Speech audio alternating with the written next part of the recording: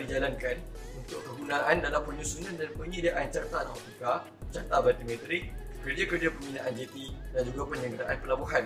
Kini kegunaannya lebih meluas dengan berkembangnya kerja-kerja cari gali minyak dan juga gas asli di offshore. Perbezaannya yang ketara adalah pada teknik-teknik dan peralatan yang digunakan dan benda yang diukur. Sebagai contoh, kerja-kerja hidrografi ini kita lebih familiar ataupun dengar mengenai kehadiran juru ukur di atas laut. Apa yang dimaksudkan dengan kerja-kerja cari gali minyak, di mana mereka akan menggunakan peralatan-peralatan yang lebih canggih untuk mendapat kedalaman dalam laut dan juga mengeksplor apa yang ada di dalam dasar laut.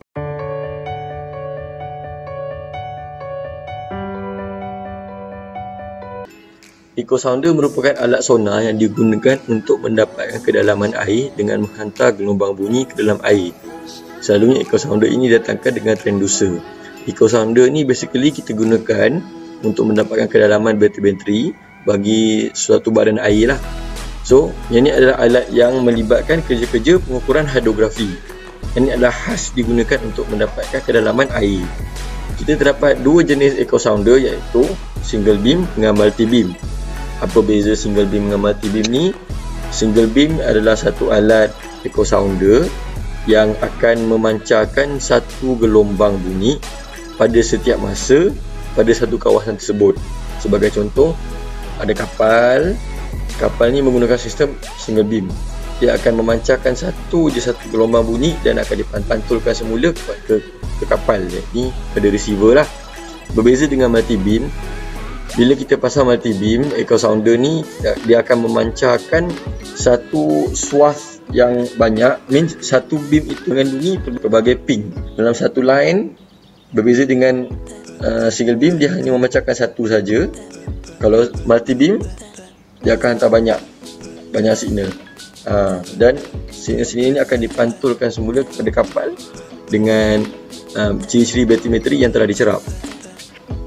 So, frekuensi yang rendah digunakan untuk kawasan yang dalam dan frekuensi tinggi dilakukan untuk kawasan yang cetek ataupun kawasan pantai.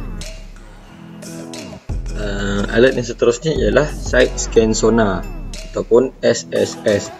Alat yang digunakan menggunakan konsep imbasan imej di dalam dasar laut di kawasan laut dalam.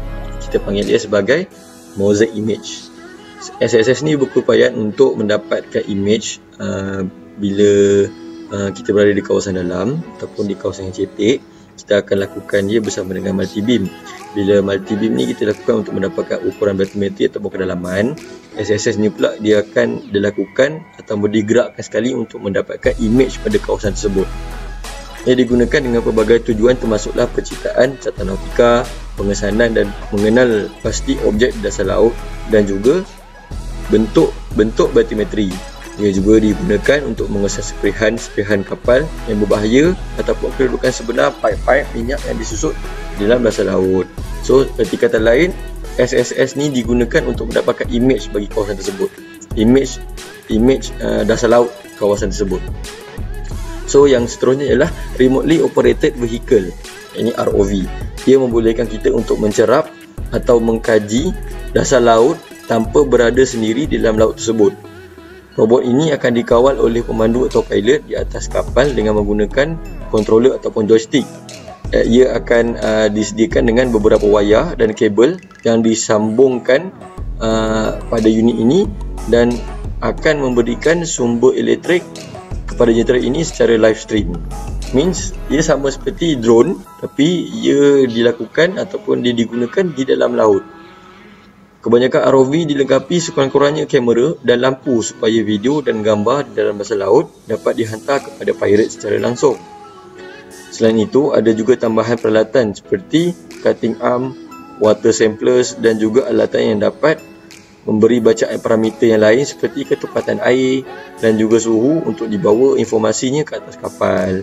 Alat ini, kalau kita flashback in the past 6 years, pada 2014 kejadian MH370, di mana kejadian ini adalah kejadian yang sangat mendukacitakan.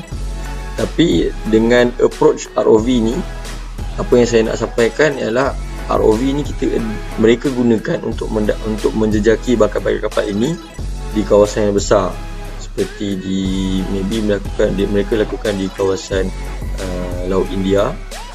So, di samping menggunakan multi-beam dan side scan sonar, mereka juga menggunakan ROV untuk mencari bakal-bakal kapal itu untuk dijejak.